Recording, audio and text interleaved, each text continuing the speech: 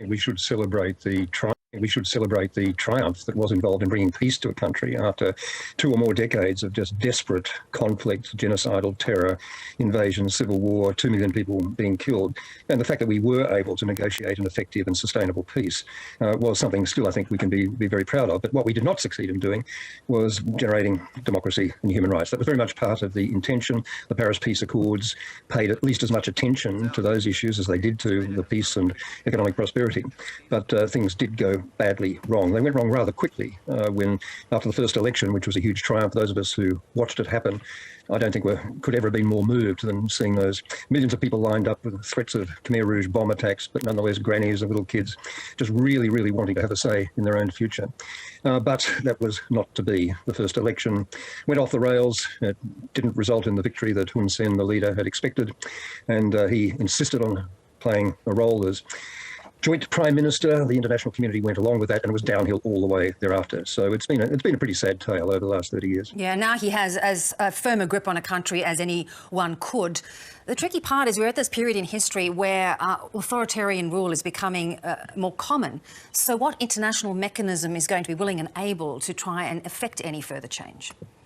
Well, it's pretty obvious the Security Council of the United Nations is dysfunctional, completely jammed now with mutual vetoes from Russia and China, and none of that sense of optimism that there was in those early Cold War years. It's pretty obvious that ASEAN, the regional organisation, is a bit of a bust when it comes to applying any kind of effective discipline to its own members, as we've seen over Myanmar.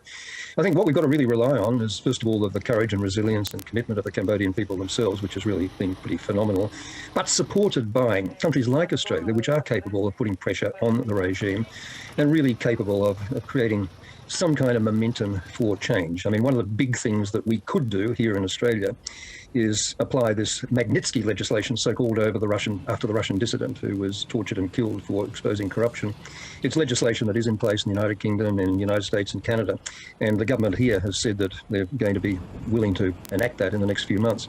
It's a bit of a triumph of hope over experience to think that there will be strong legislation and some strong action taken pursuant to it. But if there is, it can take the form of financial sanctions, freeze on assets, travel bans, visa bans, stopping people having their kids educated here in Australia, which a lot of these people, including in Cambodia, are very wanting to do.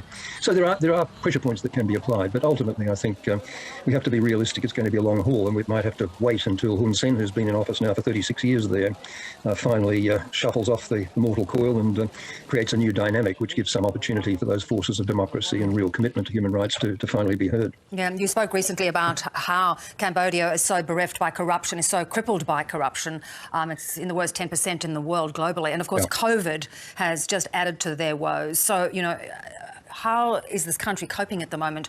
Does it need further support financially? Yes, it does, of course, from the community through traditional aid, vaccine support for COVID, and just general support for decent infrastructure development. I mean, Cambodia is very reliant on China for support, and for all practical purposes, Cambodia is a bit of a wholly owned subsidiary of China, I have to say, and they have benefited economically. But there's a huge amount of inequality within the country. The rich have benefited, the top potatoes have benefited, but the ordinary people are pretty much suffering. I mean, there's a huge level of poverty, people hovering on the poverty line, and the corruption, as you say, is absolutely endemic in the country. So again, it's a matter of a lot of international pressure, I think, needing to be applied. The trouble is with these things, I mean, you know, when peace is finally achieved, and we have had sustainable peace, people think the job is done, but it's not over when it's over. You've really got to stay there for the long haul and create the conditions for decency in governance. And that does mean sustained pressure from the wider international community. And I think Australia does have a particular obligation, given the role that we played in generating the initial success of the peace talks, to apply that pressure in a way that really will make a difference. And you talk of it being the sort of wholly owned subsidiary of China. China itself is going down the same authoritarian path, very hard to make an impact on the way Xi Jinping is wanting things to play out. Well, of course, and that's the bigger game, I guess, than anything to do with Cambodia or Myanmar or anywhere else. We're all preoccupied and concerned with it. And I think, again, it's just a matter of making it clear to the Chinese government that soft power really matters, that reputation matters, that credibility matters, that decency matters, and that they will be much more effective in getting their way in becoming a major player equivalent to the United States in the global community if they're seen as a country of some decency rather than a country that's becoming ever more authoritarian. Again, these things are very, very intangible and very, very frustrating and very difficult to achieve. But the main thing is to hang on in there and to be optimistic.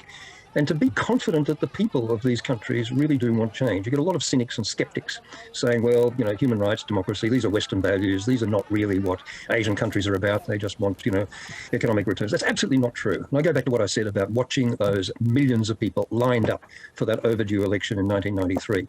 Anyone who watched that with tears in their eyes could not but be impressed that this is a country that wanted to be governed with decency and wanted to have a say in the way in which it was governed. And that's a universal human instinct, and I think we have to recognise that. And sooner or later, these various authoritarian governments around the region, around the world, I think are going to have to come to terms with that. And important to remember that things do move on, do change. Great to talk, Gareth Evans. Thank you so much. Thank you, Beck. Lovely to talk to you. Thank you.